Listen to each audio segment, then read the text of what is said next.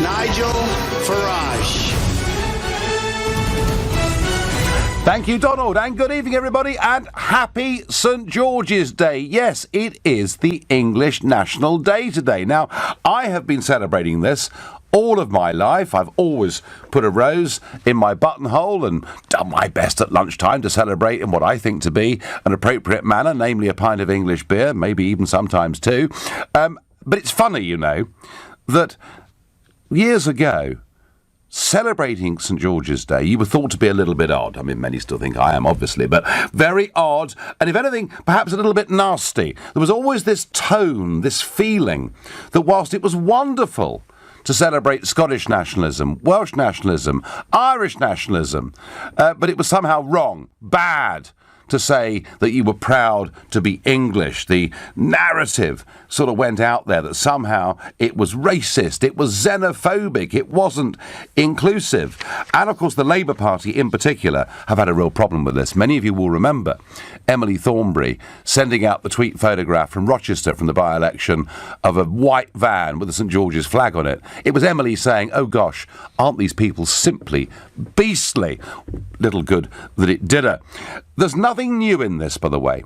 There's nothing new. I myself this morning was on Good Morning Britain on ITV, up against an academic from Birmingham University, and he was making that same old argument that somehow St. George's Day is bad and wrong, the flag is a symbol of nastiness, there's nothing we should do.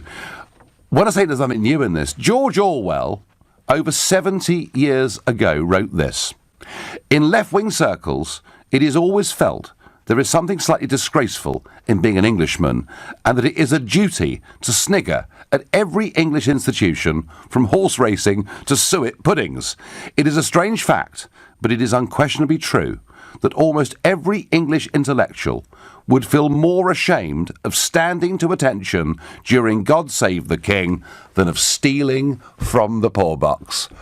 Orwell, utterly brilliant in so many ways, and I think true today in many cases. However, I do sense a bit of a change, because today we saw Jeremy Corbyn, Diane Abbott saying Happy St. George's Day. Jeremy Corbyn even suggesting that for England it should be a national holiday. When I said that as UKIP leader, this was cause of huge hilarity. This idiot Farage, who's got no idea what's going on in the country, and now the leader of the opposition party is saying that it might be a good idea. So things are moving, things are shifting, but still underlying this, there is this argument that if you associate yourself as being English, this is a sign that you are right-wing. It is a sign that you are xenophobic. And before we move on to have that debate, I'm going to ask you, do you think there is still a stigma and that it's wrong somehow to wave the flag of St. George? And if you do, call 0345 60 60 973. Or perhaps you think it's right to display your flag and be proud of it, in which case text to 84850. And whether you're left-wing or right-wing, please send me some pictures that you've seen from around England today. Flags being flown, Morris men perhaps dancing, whatever it may be. And you can do that using the hashtag Farage and LBC at LBC. And of course, you can watch us on Facebook. We're live here in England, broadcasting, and you can tell us there what you think about St. George's Day as well. Before we start the debate, can I just say big congratulations to the Duke and Duchess of Cambridge on the birth of their baby son today. A royal baby, and it weighed 8 pounds 7 ounces. Yes, we were given an imperial measurement. None of your Napoleonic rubbish coming from the royal family. Congratulations to the happy couple, and we wish the boy. We don't know his name yet. We wish him well. I will have a bet with you, though. Nigel is not particularly near the top of the list. That name seems to be dying out with me and perhaps Nigel Mansell and Nigel Kennedy, and that's more or less it, I think. There are almost no Nigels named in this country anymore. So, do you associate those that stand up and fly the cross of St. George? Does that somehow make them right-wing, xenophobic and bad? Or is it time that, in fact, we reclaim the flag and said, just because a few morons might fly this flag doesn't mean the rest of us shouldn't be proud of an English identity, and that's absolutely where I come from. Richard is a first-time caller to this show, and he's calling from Hayton. Good evening. Hello, Nigel. How are you? Oh, fantastic to speak to you. I'm incensed with this, Nigel. I was just telling the person on the phone the other end, I went for an operation, a small operation on my knee about a year ago, and before you have an operation, you have to go and have a pre-op where they do fill out loads of forms, and they says, what's your status? White English, black English, British, and I says, oh no, I'm white English. And the nurse went, no, you're not English. That's just the language you speak. I cannot believe that. Yeah. I mean, there was this problem on the census forms, wasn't there? You weren't allowed to say that you were English on the census forms. You weren't allowed to say it. I was not allowed to put that on the form. It was just the language I spoke. And hearing this today, I just thought I'd let you know how incensed I was then. Yeah. And still to this day incensed about it. Well, you know, Richard, we've had years of this. We've had years of, you know, Englishness being mocked, being laughed at, but the very same people who think St. Patrick's Day is absolutely fantastic. And it is extraordinary. In our village, the pubs all had green hats and give everything. You wouldn't know it was St. George's Day in the village. You wouldn't have a clue. What day, you mean? Yeah, you wouldn't have a clue, but when it was St. Patrick's Day, there was all sorts of green flags. They were giving out green hats, you know. Well, Richard, I have to say, I have seen a bit of a resurgence in St. George's Day. There are now, you know, more places flying the cross of St. George, more pubs, perhaps, you know, making something of the day, but it's still not big. It's still not big enough, Richard, by a long chalk. And my advice to you is to get down that local pub and make sure they all know that it's St. George's Day, and tell them next year to do better. I'm going to do it. Thanks for listening. All right, boy. Thanks very much indeed. Bye. Leon on Facebook says, that's the most stupid thing to ever think. Being English is simply a nationality, not a political view. Leon, I agree with you, but as I pointed out to you, right back from George Orwell, you know, writing in the 1940s, there has been this English left-wing intellectualism filled with self-loathing, not wanting us to be proud of who we are. David says, what is wrong? What is bad about being English? This isn't about being Scottish, Welsh, Northern Irish. No one ever accuses nationalists of those countries from being right-wing extremists or racists. Well, David, the point I was trying to make this morning on Good Morning Britain, and I'll repeat it, is just because a few morons fly the flag, you know, we should not, the rest of us, recoil from doing it. Think about the Irish flag being flown on, you know, St. Patrick's Day. There are people who, in the name of that flag, have done some awful things, but the fact a few people have done it in that name does not damn that flag to people worldwide who celebrate St. Patrick's Day. And I remember back in the 1970s being told, oh, no, you mustn't have the Union Jack on anything. You mustn't display the Union Jack anywhere, because that's a symbol of the extreme right. And you know what? Actually, we reclaim that flag from the extreme right, and it's now, the Union Jack is so trendy, you see kids in America with it plastered over their T-shirts, and we must do the same, I think, with the Cross of St. George. Liz in Ruislip agrees. She says she's proud to say she's English, and great news about the royal baby, isn't it? Chris is calling from Croydon. Hi, Chris. Oh, hello, Nigel. Yeah, I just want to say the Labour Party has always had a difficulty in distinguishing patriotism from nationalism. Then from nationalism, of course, it's just but a short step to fascism. And, of course, they're frantically backpedalling now. They are backpedalling, Chris. Yeah. They are backpedalling in quite a huge way, actually. But tell me, why do you think that it's a short step from nationalism to fascism? Well, it's intellectual slovenliness, that's all. It's because they don't think well enough. Look, it is very easy to define. A patriot loves his country. Yes. A nationalist hates everybody else's. Now, if you want an example of patriotism, just think of the last night of the proms with everybody singing Jerusalem. Yeah. If you want an example of nationalism, get yourself a DVD of the film Cabaret with Michael York and Liza Minnelli. You know what I'm talking about? Yeah, I do. Get to the beer garden scene where the young boy starts off what you think is going to be a nice German folk song, and it ends up with a Nazi song with faces contorted with hatred joining in the chorus.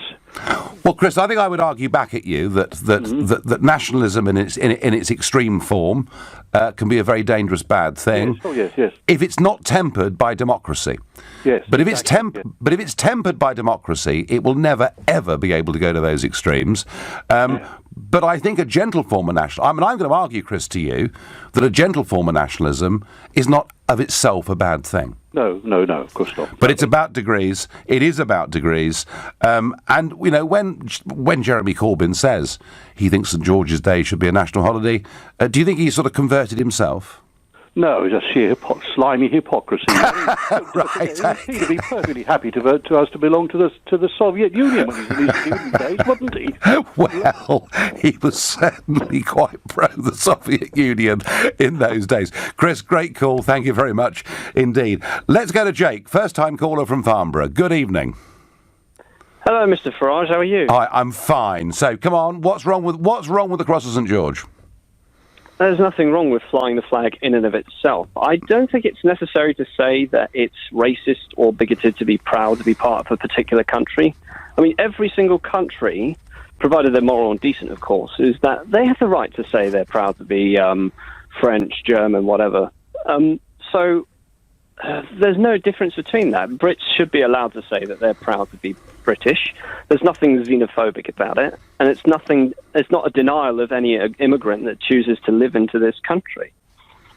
No. But why, Jake? Why, Jake, do so many on the intellectual left sneer and accuse those of us that want to be English of directly being against everybody because we're happy with the flag? Could be to do with virtue signalling, maybe, to the minorities who may not feel the same way, or one possibility I'm thinking of.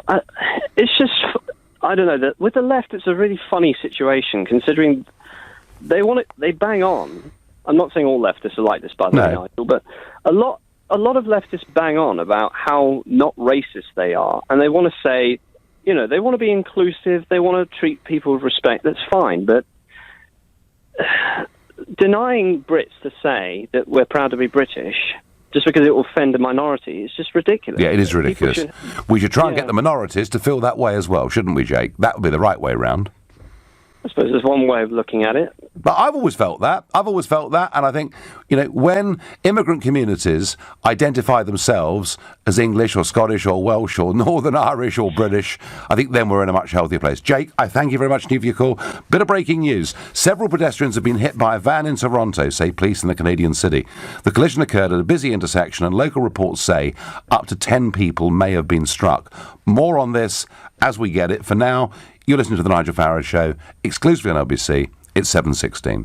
We are waiting for more news from Toronto, where we've heard that a van has hit up to 10 people at a busy intersection. We're awaiting a statement from police in Toronto. Meanwhile, it is St George's Day, although not everyone would know it was St George's Day. Now, have we been in Scotland, you know, and on St Andrew's Day, or been in Wales on St David's Day, or been anywhere in the world on St Patrick's Day, we'd have known it was their national holiday. And yet, you know, I saw some vox pops done this morning. People saying, oh, is it really St George's Day? I've always celebrated it. I think more people are beginning to celebrate it. We're beginning to see Labour politicians who turn their head from it. You know, even Jeremy Corbyn now supporting the concept of an English national holiday. But actually, saying you're English and proud of it has been a very difficult, awkward and embarrassing place.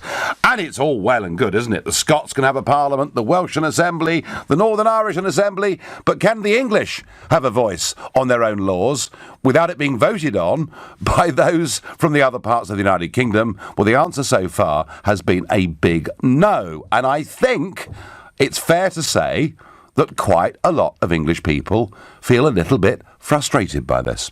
Let's ask Glenn in Milton Keynes what he thinks. Good evening, Glenn. Oh, nice. How you doing, mate? All right. I'm doing all right, and you? Listen, I'm in the building trade, and Yep. what I got, you know, every year I put the flag up, and I couldn't believe it, last year on St George's Day, Yep. there were tens of dozens of flags, and, you know, and vans and cars and all that. Today I was working in Kensington and Chelsea. Apart from my van, there was 2 flags on the cars. And when I asked a few people going down, I said half of them didn't even know it was St George's Day. And I asked the other half, I said, St George's Day, I said, I don't really care.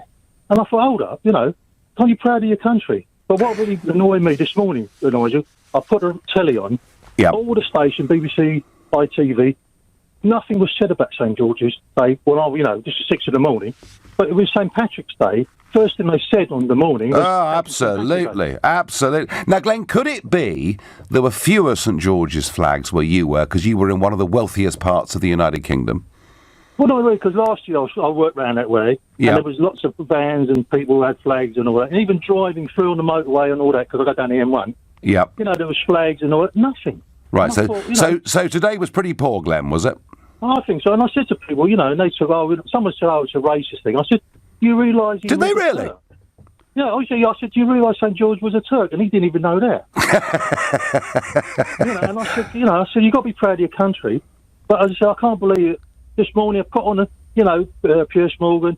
I thought he'll come out St George. Nothing. Well, I was on with Piers Morgan. I was on at 8:10. I must be working hard when you were. But by 8:10, Glenn, you're hard at it, aren't you? That's toiling right. in the vineyard. Oh, I wish.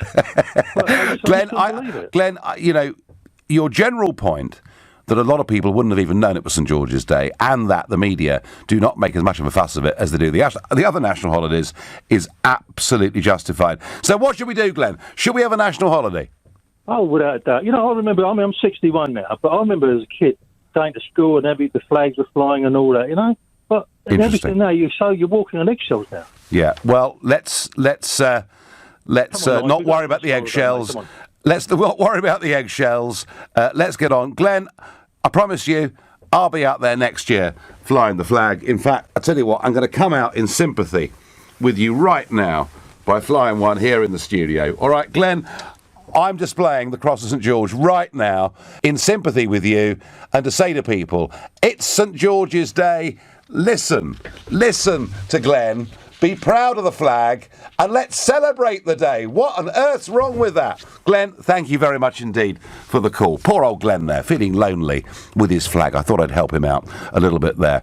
I get on Twitter, we should be proud of our national identity as everyone else in the world is proud of theirs. Nice to hear the St George's flag is being reclaimed. We're trying, Marjorie. We're trying. We haven't got there yet. I was up against an academic this morning on Good Morning Britain who said that to him, and he felt for many of the black community in this country, that this flag represented slavery, represented colonialism, represented beastliness towards black immigrants coming into Britain in the 60s, 70s and 80s. And, you can't rewrite history, but to tell people in a country they should be ashamed of who they are actually isn't very healthy in my view. Personally, I'm proud to be English, even though my mum was a Scot. She was a proud Scot, British, and lived all her life in England, says Ian. Come on, someone out there tell me. Somebody please ring me on 0345 6060 973 and tell me I'm a complete idiot to celebrate St George's Day and that it does represent something bad and nasty. Let's go to a different corner of the United Kingdom, Ballycastle in Northern Ireland. Alan's on the line. Good evening, Alan. Good evening, Nigel, and I'm sorry I'm going to disappoint you. I'm not going to say that you're an idiot for celebrating St George's Day. Okay, well, I'm sure someone will, Alan, don't worry. But no doubt there'll be some left-wing Egypt will, but it certainly won't be me. Funny enough today, by the way, happy St George's Day to Thank you. And all your English listeners. Thank you. Certainly, I think the first thing that should happen is a campaign to get it to be made a holiday. Yes. Yeah, well, I must admit, the fact that I've talked about this and now Mr Corbyn is, so that's good direction of travel, I think. Well, if it's made a holiday, it brings the day to everybody's attention, and it also gives people a chance then, St George's Day, this is great, let's celebrate, let's have parades, and let's make the day a special day, and that's the way it should be. But funny enough, today, all they talk today about St George's Day and why people should or shouldn't celebrate it, I hear the words nationalism and racism being bandied. The one word I haven't heard, though, is patriotism. Yes, Alan, I think that, although even that word, some would say patriotism is the last refuge of the scoundrel, but generally, patriotism is an easier word for people to associate with. I would agree with that. But if I can quote Charles de Gaulle, who was French president up until about 1968, 69, whenever he passed away, Charles de Gaulle, one of the few good things he said was, patriotism is when love of your own people comes first. Yes. Nationalism, when hate for people other than your own comes first. And people that I've heard that want to celebrate St. George's Day, I get the impression that they're patriots rather than being nationalist. That's a very useful comment, and interesting, isn't it? I mean, Trump's agenda in America was America first. Perhaps he's a Gaullist without even realising it. Perhaps he'll tell Monsieur Macron that at dinner tonight. Alan, thank you for the call. And again, second caller tonight drawing a distinction and saying patriotism of itself is very healthy. Nationalism, look, I would say to all of you, nationalism in the right dosages is fine. Nationalism in extremes is not fine. Suki is calling from Birmingham. Good evening. Hi, Nigel. Hello there. So, is there anything wrong with the St. George's flag, Suki? Yeah, look, I mean, the problem with the St. George's flag is this, and my parents came from India in the 1950s. Yep. And I was born here in 1967 in Wolverhampton. And growing up as a young child in the 70s and 80s, the problem with the St. George's flag was that it was hijacked by the neo-Nazis, the National Front, the British National Party, basically the main racist parties in this country. I'm going to disagree with that. I'm sorry to interrupt you. Yeah. Let me just make one quick point before you go on. Sure. Actually, you're wrong, because the National Front and the BNP didn't go for the Cross of St. George. They went for the Union flag, the Union Jack. Well, certainly, I mean, look, Nigel, when I was wandering around looking at these racists march through Wolverhampton, for example, many of them did carry the St. George's flag. And I worked in Stoke, for example, where a few years ago at least several BNP councillors were elected. And what was their main flag? Their main flag was the St. George's flag. So that, I mean, I wish that we could celebrate with the St. George's flag. I wish that all, because England now is a multicultural country, a multiracial country, and that all races could celebrate their Englishness and their... Suki, if I ask you, as somebody born in the Midlands in 1967, are you English? Sure. Yeah. I mean, look... Would you say yes? Well, hang on a second. If I'm absolutely honest with you, if you'd grown up in the environment I had grown up, in the sort of environment that Stephen Lawrence had grown up, and you'd experienced... I mean, when I went to school, the kids in my class, and I went to a predominantly all-white school, the kids in my class, scrawled on their exercise books was package to the gas chambers. That's the sort of stuff I got when I was at school. When I'd be walking down the street, it was, F off you, packy, or whatever. Is the country getting better now, in your view, than it was then? Much better. It's undergone a transformation since the 70s, 80s, and early 90s, and I think a lot of that happened. Well, with that, can we then reclaim the flag as well?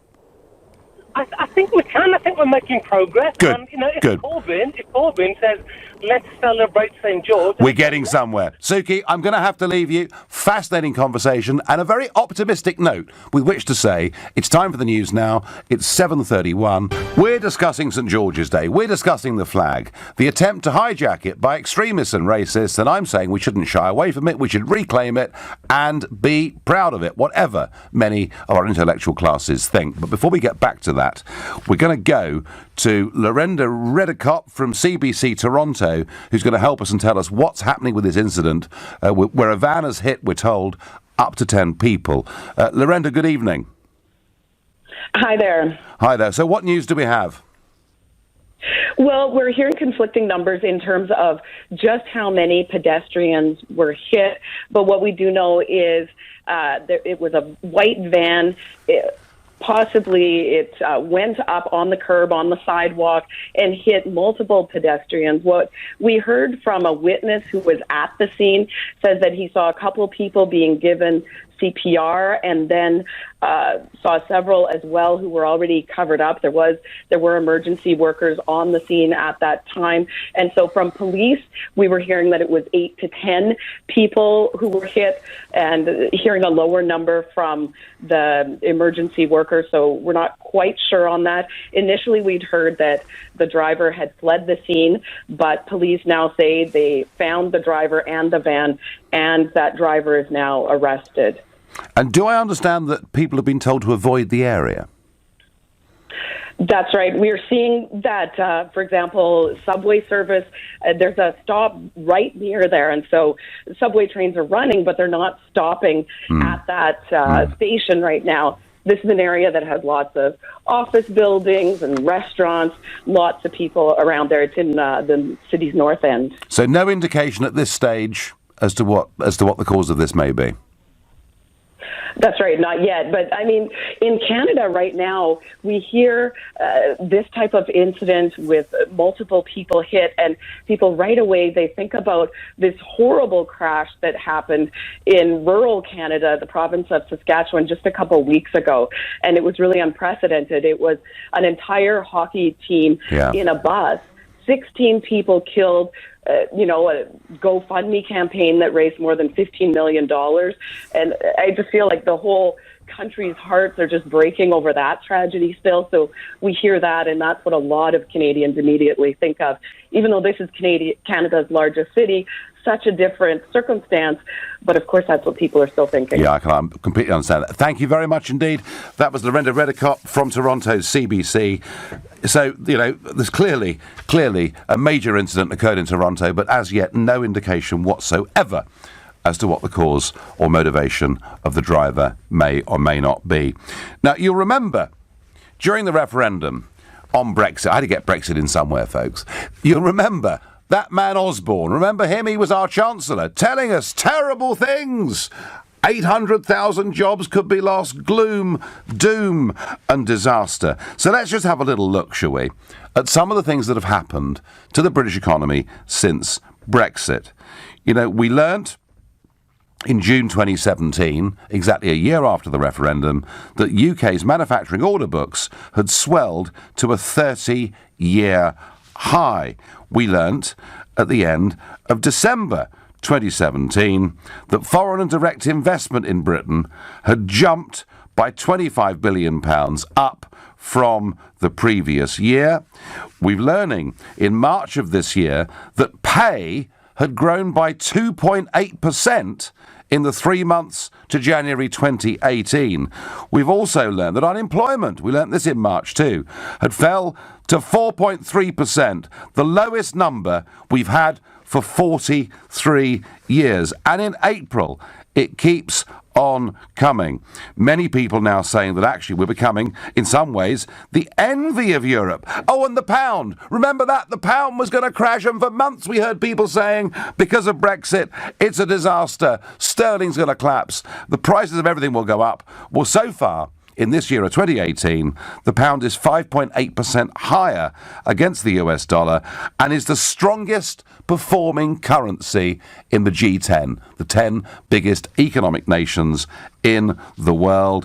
And again, this month, according to the Office for National Statistics, the net rates of return on manufacturing companies increased from 13.8 in the third quarter to 15.8 in the final quarter. So actually those investing in our industries doing well, making profits, and that's feeding in to pay as well. All that doom and gloom, do you know what? We're doing just fine. Back to St George's Day. People like me, who wear their rose, who say they're proud to be English, who used to be figures of absolute mockery, I think there is a change in the weather. I think we're beginning to have some more acceptance that being English is not of itself a terrible thing, but I also think we've a long way to go. Now, I have a long-distance caller on this. Matthew is calling from San Jose in Costa Rica. Good evening, Matthew. Hi there, Nigel. I think when it comes to our nations and our flags, I think half the problem is we're a little bit inconsistent. Okay. Because obviously, in the Olympics we participate as Great Britain under the Union Jack. In Eurovision we participate as the United Kingdom under the Union Jack. Uh-huh. And in the World Cup we participate as England under St George's flag. And I think really internationally, part of the problem might be that English football fans have got made quite a reputation for themselves abroad, being hooligans and yobbos. And I think for me, when I see it, I have that connotation. I think of football. And I think perhaps that might be what Emily Thornberry was getting at, that actually rather than being a right-wing symbol, it's more of a sort of a football fan, sort of lower class. It's snobbery, Matthew. That's what it's all about. It's snobbery. It was a white van outside a relatively modestly priced property. And this was snobbery coming from a very senior representative of a party that has prided itself for 100 years on representing the working classes. Well, correct. Yeah, you could imagine it, maybe coming from the Tories, but Labour is supposed to represent that particular class. Matthew, I do understand what you're saying about football, and we have had a few football yobs, although I'm told that those that travel to Russia this year will meet the real football hooligans. And in fact, English fans being told today not to take English flags with them for fear that could provoke attacks from some of the Russian football supporters. Yeah. Matthew, I do understand. Can I say? Just finish very quickly. Yeah. I understand there's been yobbery associated with the flag. I understand there's been some extremism associated with that, with the flag. But isn't that even more reason why the middle ground ought to reclaim it and own it?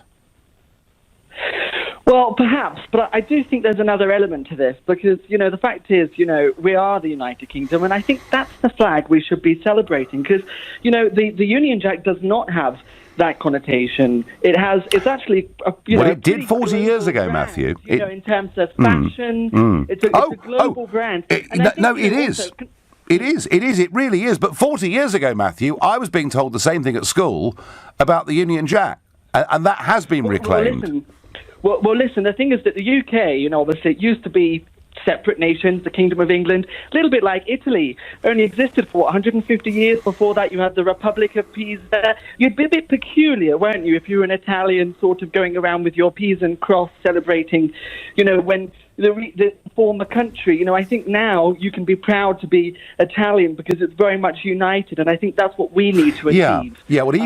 Even the Northern League, Matthew, who were the big separatist party in the north, campaigned in the last Italian general election just as the League and tried to get votes in the south. So I do understand that point.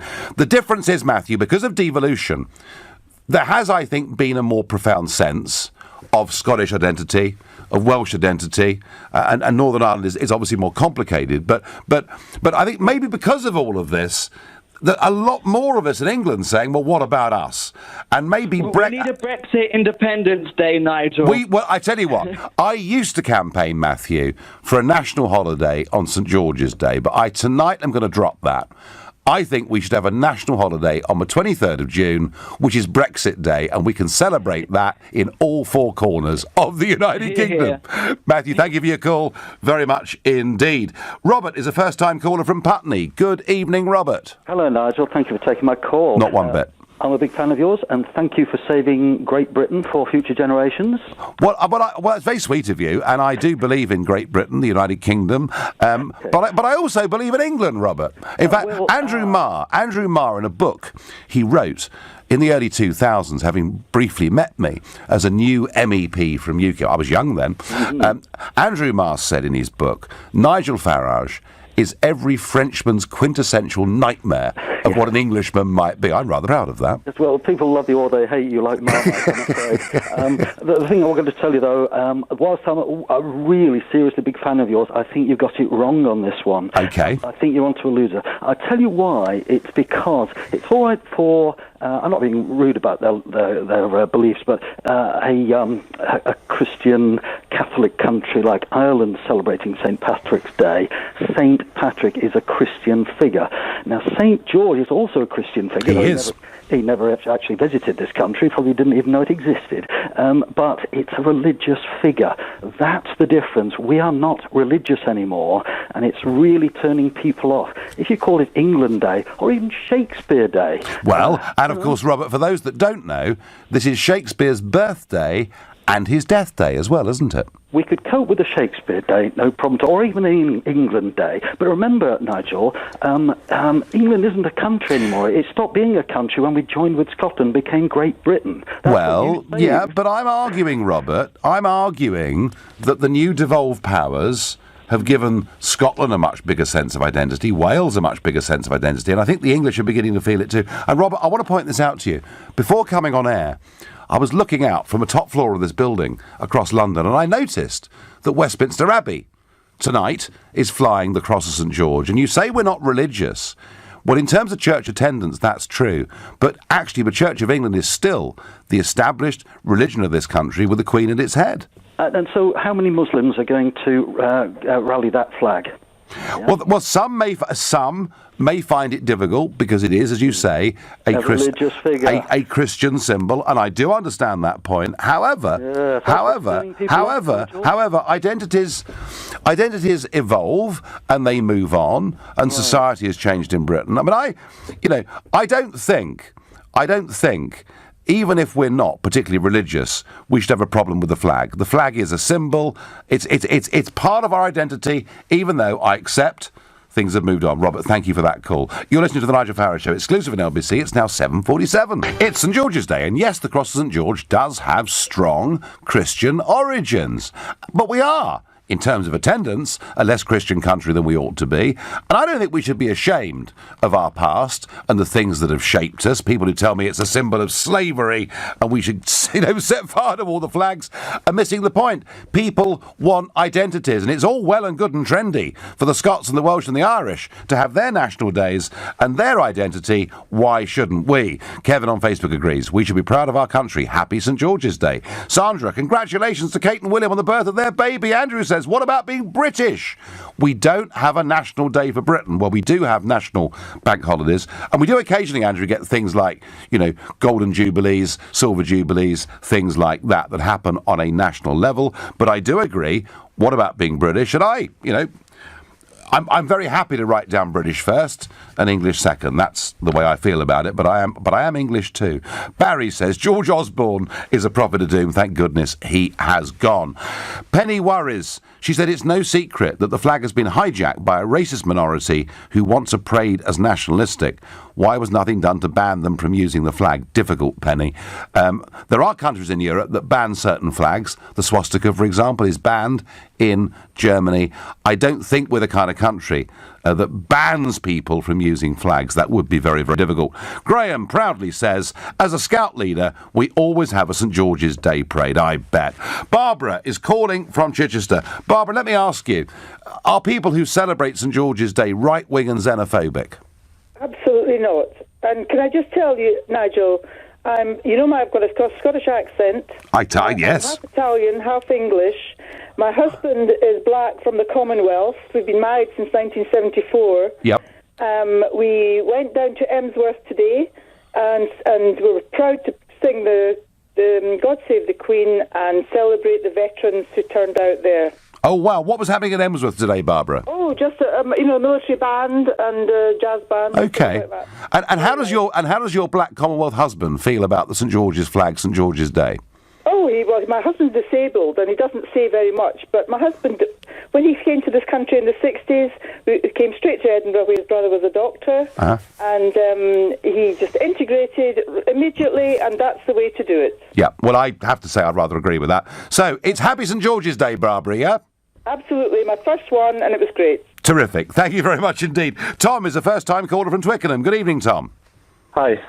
So, they say that it's right-wing and xenophobic to celebrate St. George's Day and to fly this flag. That can't be right, can it? Well, I just think it's a symptom of being English. Yeah. But we think it's sort of undignified to express pride in our nationality. Yes, I know. We're almost ashamed of it, aren't we? Yeah. And yet the Scots aren't, the Irish aren't, the Welsh aren't. So what's wrong with us, Tom? Because England is so much bigger than the other home nations. Well, that is true, and we are, by population, we are 86% of the United Kingdom, a figure that's quite staggering. Yeah, so I think it seems arrogant, or it seems embarrassing to express pride in being English because we have such a dominant position in the UK. I think there's something in what you say, but isn't there also, Tom, amongst some on the intellectual left, a certain sense of self-loathing about being English? Yes, there is. I definitely get that. Did you hear my quote earlier from George Orwell? Yes, I did, yeah. You know, I just want to repeat the bit that really matters.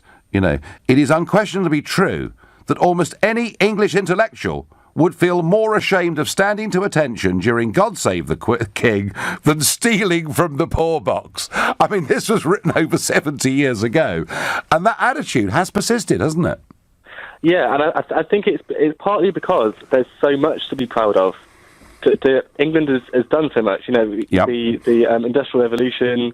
The British Empire is the biggest empire in history. I think there's so much to be proud of that it's actually embarrassing, and we have to sort of keep it under control because.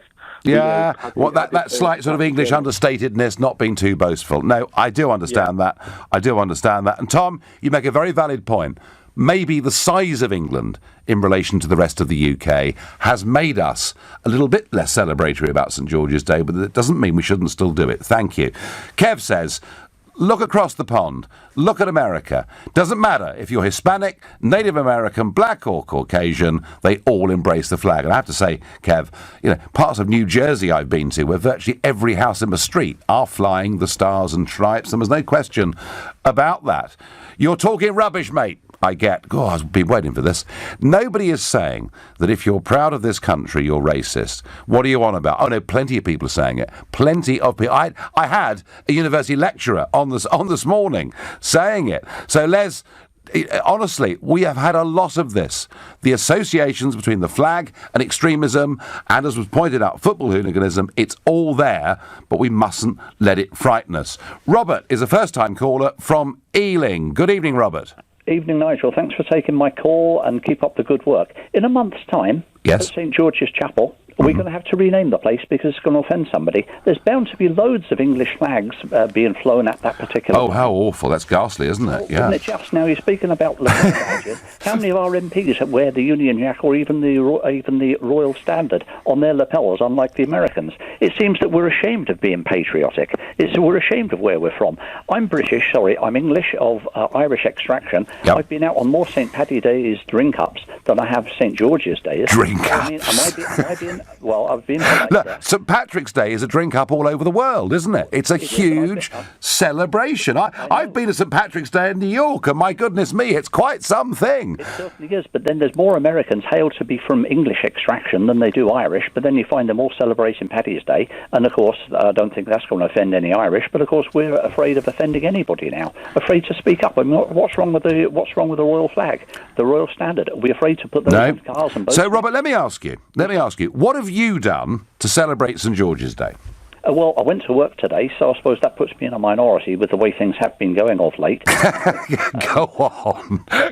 What did you do? Did you wear a rose? Did you wear a lapel badge? No, but I have a Union Jack on one of my coats that I wear, and sometimes that draws a little bit of controversy. Okay, I'm not a troublemaker. And did you talk to people at work about the fact that it was St George's Day? Yeah, quite a few of us did, and quite a few of us are of the same opinion. But good. Quite a few people are afraid to stick their heads. But did you also, Robert, just one last question if I may, did you also find at work or wherever you went today that quite a lot of people were ignorant of the fact that it was St George's Day? No, because I work in a management structure, so there's quite a few of us are fully aware of that. But then on the other hand, at the workplace in Crossrail, there will be a lot of people out there that aren't from these islands that will be totally unaware. Yeah. No, but actually, I tell you what, Robert, there's quite a lot from these islands who are unaware that it's St George's Day, and if they looked at the news headlines at 6 o'clock this morning, they wouldn't have known. Thank you very much indeed for your call. Thank you to all of you for the call. We reclaim the Union Jack. Having been told we couldn't use it, it is now trendy right across the world. And this is exactly what we're going to do with the Cross of St George.